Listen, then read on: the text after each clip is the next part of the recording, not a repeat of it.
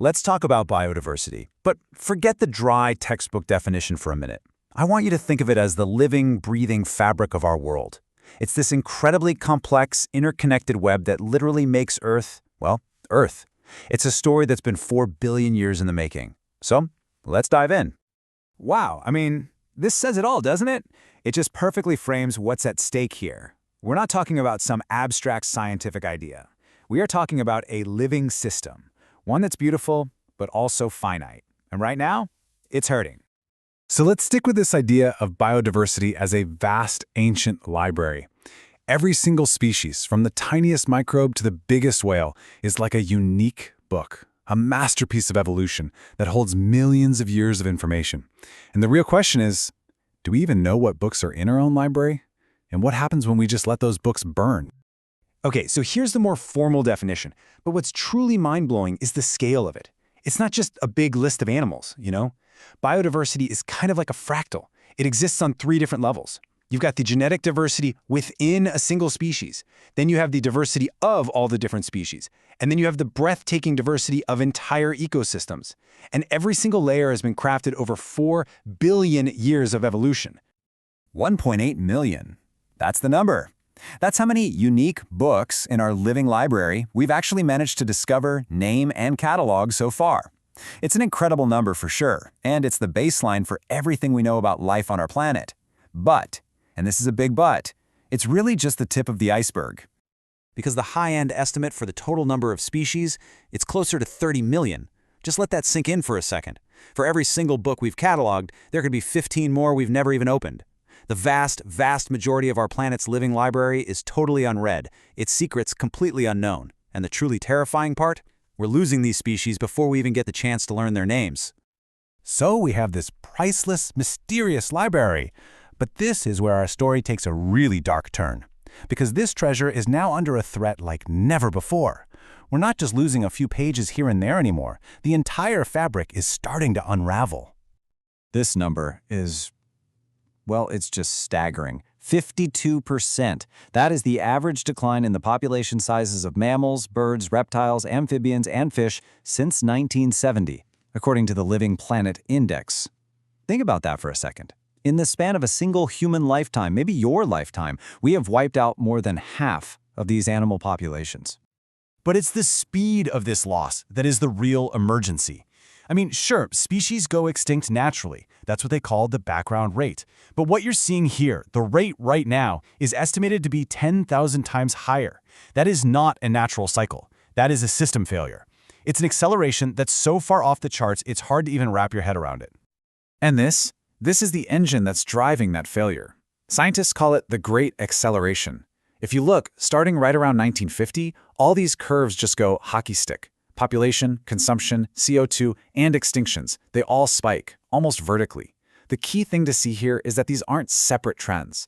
Nope, they are all symptoms of the exact same underlying force. And this quote from the economist Kenneth Boulding just absolutely nails it. The Great Acceleration is driven by one core idea, this relentless pursuit of exponential growth. But here's the thing. You just can't have infinite growth on a finite planet. It's a fundamental, mathematical impossibility.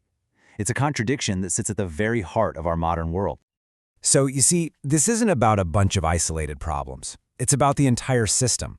We have to look past the symptoms, those scary hockey stick graphs, and diagnose the root cause, a fundamental flaw in the way our whole system is designed. There's a classic concept called the tragedy of the commons that explains this perfectly. Imagine a shared pasture, right? For any one person, adding one more cow gives them all the profit. Simple. But the cost of overgrazing, that's shared by everyone. The immediate private benefit always seems to outweigh the delayed collective cost. Now just scale that idea up to our oceans, our atmosphere, our biodiversity, and you see the problem. It's a system that actually incentivizes its own destruction. And this is what that flawed design looks like in the real world. We've built an open-loop economy. It's basically a one-way street from extraction to the garbage dump. Take, make, waste. But nature doesn't work that way at all. Nature is the ultimate closed-loop system, where one creature's waste is another creature's food. This isn't just a small difference. It's the fundamental design flaw that separates our world from a sustainable one. But, and this is a big but, Here's where the story pivots. Because if unsustainability is just a design flaw, then the solution is simply better design. We can fix this, but it's going to take a radical shift in how we see things. We have to stop just patching holes and start redesigning the entire system from the ground up. And that new perspective? It's called systems thinking. It's all about seeing the world not as a collection of separate problems, climate over here, biodiversity over there, pollution somewhere else, but as one deeply interconnected system. You can't fix the engine without thinking about the wheels. You have to design for the whole, not just the individual parts. I absolutely love this analogy. Think about it. If every musician in an orchestra just plays their own tune as loud and as fast as they can, you don't get music. You just get noise. To create a symphony, they all need a shared composition, right? A coordinated plan. Well, sustainability is our shared composition, and right now, we all need to start playing from the same sheet of music. And that new composition, that new sheet music for our future, it has a name. It's called the circular economy.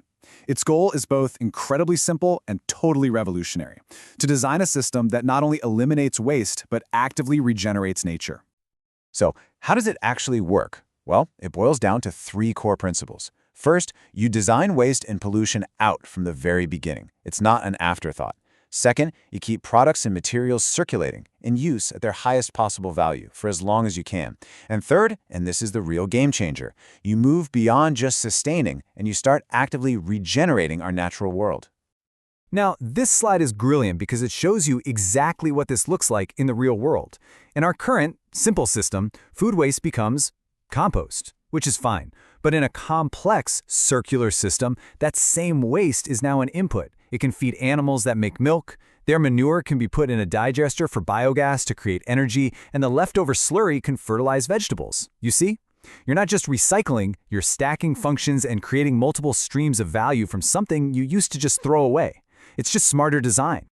So when you put it all together, the path forward really stands on 4 big pillars. We have to preserve the natural capital we still have left. We have to learn to produce everything better, smarter, more efficiently. We have to start to consume more wisely and more consciously, and this one is huge, we have to redirect financial flows. We have to shift investment away from destruction and towards regeneration. And this quote, this really brings it all home. It's so easy to sit around and wait for someone else to fix things. Some leader, some inventor, some government. But this is such a powerful reminder that change just doesn't work that way. The responsibility, and more importantly, the power to build this better future, it rests with all of us, right here, right now. And that leaves us with this final critical question. The ultimate takeaway here is that our current destructive path, it isn't inevitable. It's just the result of a flawed design. And a design can always be changed. We literally have the blueprints for a sustainable, regenerative future. We know what to do. So the only real question left is, what is stopping us from building it?